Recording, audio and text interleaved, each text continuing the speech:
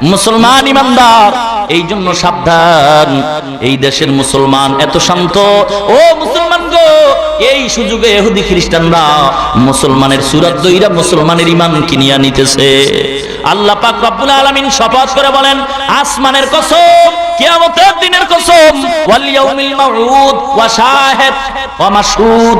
শাহিদ মানে যেটা ঘুরে ফিরে সামনে আসে, সাক্ষী আসে, সাক্ষী আইসা সাক্ষী দেয় আদালতে।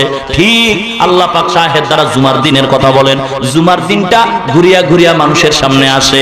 আল্লাহ বলেন, ওই দিনের কসম খাইলাম। ওয়া মাশহুদ, যেই দিন মানুষগুলো ওই দিনের সামনে যায়। কোন দিনের সামনে? 9 জিলহজ, আরাফাতের দিন। আল্লাহ পাক বলেন, গোটা পৃথিবীর মুসলমান ওই দিন আরাফাতের ময়দানে যায়। ওই দিনের কসম আল্লাহ খায়া বলেন, চারটা শপথকে আল্লাহ কসম করে বলেন, হে নবী, আপনি কোনো চিন্তা করিয়েন না, বিপদ আসবেই নিশ্চিত। কারণ ঈমানদার জান্নাত পাবে না বিপদের সম্মুখীন হইয়া, পরীক্ষা না দিয়া, বরং ঈমানদারের ঈমান যত মজবুত হবে, ঈমানের পরীক্ষা তত কঠিন হবে। এবার আল্লাহ পাক 4 জিনিসের শপথ খাইয়া অতীতের একটা কঠিন মুসিবতের ঘটনা শুনাইতেছেন। ঈমানের অগ্নি পরীক্ষায় যে পাশ করেছে তার একটা দৃষ্টান্ত আল্লাহ সূরা বুরুজের ভিতরে বলেন, কুতিলা আসহাবুল উখদুদিন নারি যাতিল ওয়াকুদ ইযহুম আলাইহা কুউদুন ওয়া হুম আলা মা ইয়াফআলুনা বিল মুমিনিনা শুহুদ। মুসলমান ইমানদার আল্লাহর গোলাম, আল্লাহ পাক বলেন, কুতিলা আসহাবুল উখদুদ, আমি আল্লাহ পরীক্ষা খননকারীদের ধ্বংস করে দিলাম। আসহাবে উখদুদ সহিহ মুসলিম শরীফের ভিতরে ঘটনা টানা হয় আয়াতের অনুকূলে, একটা সুন্দর ঘটনা। আসহাবে উখদুদ বলতে পরীক্ষা খননকারীর দল। মুসলমানদের বিরোধিতায় গিয়া, দেশটার নাম হলো ইয়ামান দেশ, যে ইয়ামান দেশে ইসলামের খেদমত বেশি, যার প্রমাণ ইয়ামান দেশ ছেড়ে ছেড়েই শাহজালাল রহমতুল্লাহ আলাইহি আমাদের জমিনে আসছেন দ্বীনের খেদমত করার জন্য। মুসলমান ইমানদার, ওই ইয়ামান দেশের ভিতরে তদানীন্তন সময় নবীজি দুনিয়াতে আসার 70 বছর আগের কথা। ঈসা নবী চলে গেছেন, মাঝখানে 600 বছর ডিফারেন্স। এরপরে আমার নবী আসছেন। নবীজি আসার 70 বছর আগে কোন নবী আর নাই, মুরব্বী হারা। যেই লোকটার কোনো মুরব্বী নাই, ওর মুরব্বী শয়তান, পরিণাম ফলে হয় বেয়াদব। আমি আগেই বললাম, যেই সন্তানের বাপ মা নাই, বাবার কথার মুরব্বী মানে না, এই সন্তান বেয়াদব হয়। যেই ছাত্র ওস্তাদের মুরব্বী মানে না, এই ছাত্র বেয়াদব হয়। যেই মুরিদ পীরকে মুরব্বী মানে না, সেই মুরিদ বেয়াদব হয়। যেই জাতি তার নবীকে মুরব্বী মানে না, সেই জাতি বেয়াদব হয়। এ কারণে খ্রিস্টানরা বেয়াদব। কেন? ইহুদিরা বেয়াদব। ওরা কয় ঈসা নবীর কোনো বাপ নাই, সেহেতু ঈসা নবী যার সন্তান। খ্রিস্টানরা কয় ঈসা নবীর যেহেতু কোনো বাপ নাই, সেহেতু ঈসা নবী আল্লাহর সন্তান। দোনোটা বেয়াদব, পরিণাম ফল জাহান্নাম।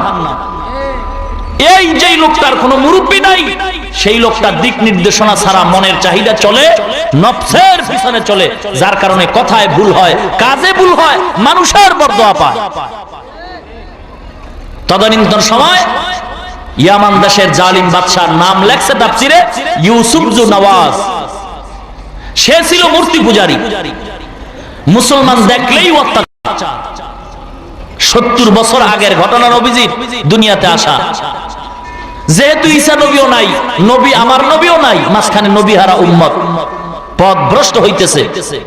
এই অবস্থায় ইউসুফ জু নওয়াজ জালিম বাদশার দেশে এক জাদুঘর ছিল। বয়স বাড়তে বাড়তে বাড়তে বাড়তে মরবে মরবে ভাব, তখন একটু ভয় আসছে।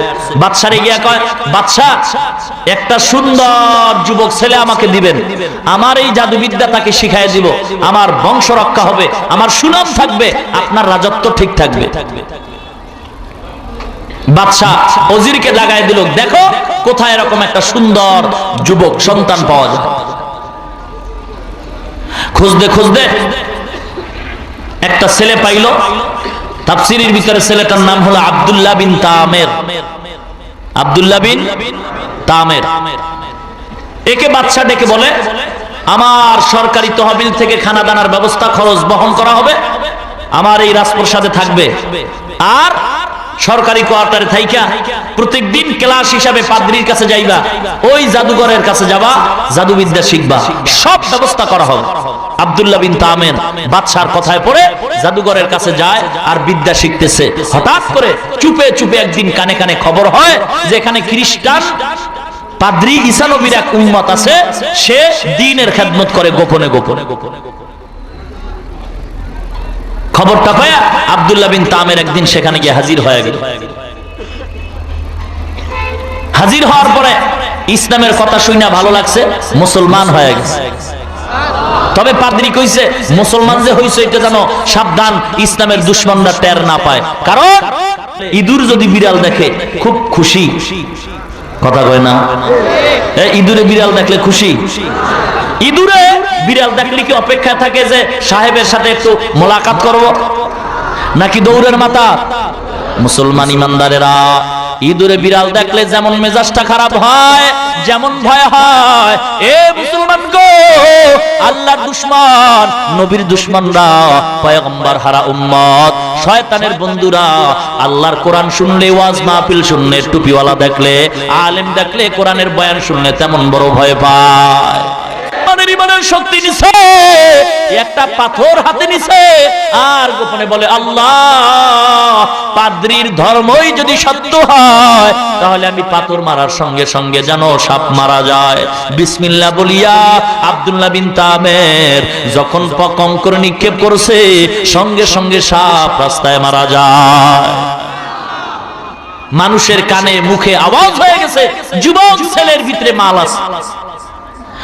মনে করছিলাম এই টুপিওয়ালার ভিতরে কিচ্ছু নাই, কিন্তু না না, এত ডাক্তার দেখাইলাম রক্ত ভালো হয় না, ওই টুপিওয়ালা ইমাম সাহেব পানি পড়া দিছে, পেট ব্যথা ভালো হয়ে গেছে। আছে না না? কথা কর মুসলমান ইমানদারেরা, কারণ যার ভিতরে কোরআন আছে, যার ভিতরে পয়গম্বরের সুন্নাত আছে, তার উপরে মাওলার রহমত আছে, আল্লাহ পাক তার হেফাজত করে, আল্লাহ তার ইজ্জতের গ্যারান্টি দিয়া দেয়। এ যুবক গো, আজকে মাদ্রাসায় পড়ে ঠকি নাই, ও মুসলমান যুবক পায়ে হাত দিয়ে বলে যায় কোন দিন যেন মরণ হয়। এ যুবক ভাই গো, আজকে যৌবনের তাড়নায় দাড়ি কামাইছো, যৌবনের তাড়নায় তুমি শার্ট প্যান্ট পরে রাস্তায় ঘুরো। এ যুবক ভাই, আমি তো যুবক মানুষ, আমিও তো যুবক সন্তান, ইচ্ছা করলে আমিও তো পারতাম দাড়ি কামাইতে। মনে করছো কি আমাদের টুপিওয়ালাদের যৌবন নাই? আল্লাহর কসম, তোমাদের যতই যৌবন আছে এর চাইতে আমগো টুপিওয়ালাগো যৌবন অনেক বেশি। কেন? এ ভালো করে রেকর্ড করে নে এ মুসলমান যুবক, কারণ অনেক ক্ষেত্রে দেখা যায় এ যুবক তোমাদের যৌবন অনেক জায়গায় মাঝে মাঝে টাকায় বিক্রি হয়, টুপিওয়ালাদের যৌবন কোথাও টাকায় বিক্রি হয় না। কথা সত্য না মিথ্যা? রেকর্ড করেন, উল্টা পাল্টা আবার ফেস লাগায়েন না। মুসলমান ইমানদারেরা কয় হুজুরেরা বউ এত ভালো পায় কেন? কয় হুজুরেরা খালি বউর পাগল। বুঝা গেল এটা বউর পাগল না। হুজুরেরা বউর পাগল কেন জানো? হুজুর গো যৌবন বেশি। আর তোমরা যে বলছো হুজুরেরা বউর পাগল কেন, প্রমাণ হয়ে গেছে তোমার চরিত্র ভালো না, তুমি আর একজনের ভালোবাসো। কথা যা কও বুঝা কও, কইছো তো হুজুর গো মনে কইরা, কিন্তু লাগিয়ে গেছে তোমার ভিতরে। কি কন? সাবধান, টুপিওয়ালারা আল্লাহর গোলাম, নবীর উম্মত। এ ডাক্তারের জিজ্ঞাসা নেই, ডাক্তার সাহেব কেমন আছেন? কয় হুজুর বেশি ভালো না। কেন? কয় রুগী কম, ডেলি যদি 10টা ডায়রিয়া রুগী পাই তাহলে আমার এক সপ্তাহের বাজার রেডি। ডাক্তার তসবি নিয়া টেবিলের তলে হাত ঢুকায় তসবিটা নিয়ে আর কয় আল্লাহ, এলাকার ভিতরে ডায়রিয়া দাও, আমার ডিমান্ড বাড়বে। এক কবরস্থানের দারোয়ানকে জিজ্ঞেস করো, এ দারোয়ান কেমন আছো? কয় ভালো নাই। কেন? কয় আগে মানুষ বেশি মরতো, এখন কম মরে। কারণ আমি যত লাশ পাবো ততই ডিমান্ড বাড়বে, টাকা হবে। দারোয়ান দোয়া করে আল্লাহ মানুষ যেন বেশি বেশি মরে। কিন্তু যে ইমামরে গালি দাও, টাকার গরমে ইমামের বিরুদ্ধে কথা কও। এ মুসলমান, কত জায়গায় দেখতেছি কমিটিরা গরুর গোশত দিয়া খায়, ইমাম সাহেব ভাত খাইলো কিনা কমিটি খোঁজ খবর নেয় না। মুসলমান ইমানদার একটা রিস্কাওয়ালাও প্রত্যেকটা মাসে 5,000 টাকা নিম্নে ইনকাম করতেছে, অথচ ইমামের বেতন যদি 2,000 হয়, এরপর দেখা যায় 9-6 মাস বাকি। ও মুসলমান লোক দেখো, বিবেকের প্রশ্ন করো, এই ইমাম সাহেব কেমনে চলতেছে? এরপর আল্লাহ চালায়। ইমাম সাহেবের টুপির দিকে তাকায় দেখো, টুপিটার দাম 150 টাকা। ইমামের জামার দিকে তাকায় দেখো, জামার কাপড়ের দাম গজ হলো 4.5। ইমামের জুতার দিকে তাকায় দেখো, 1,500 টাকার চামড়া। ইমাম সাহেবরে 6 মাস বাকি 2,000 টাকা বেতন পাও। এত সুন্দর কেমনে চলো? সহ্য হয় না। ইমাম সাহেব কয় আমার মাওলায় চালা। কে